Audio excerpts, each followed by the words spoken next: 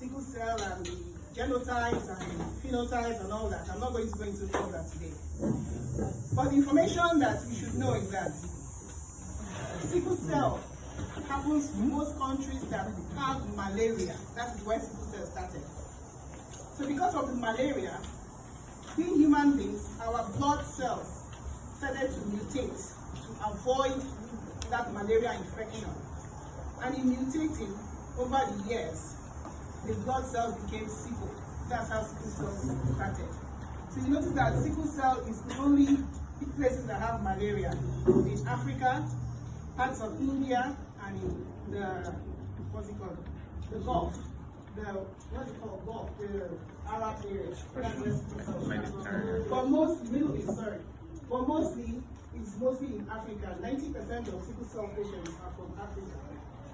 And being in Africa, Nigeria is the most populous country in Africa. So I tell my patients that when they ask me where I'm from, I ask them the most populous country in Africa.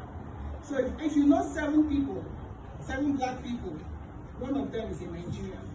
So we are in this is our problem, big time.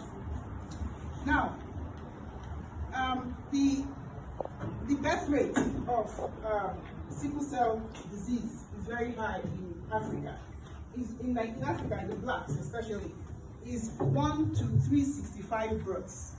So for less than every 400 children that are born, one of them is a sickle cell disease. In Hispanics, is 1 in 16,300. That is appreciable. But the most important thing I want us to understand today is that 1 in 13 kids have the sickle cell trait. 1 in 13 births. So we are more than 13 here, so some of us have it and we probably don't even know it. So it's true, and that is what it is. That is why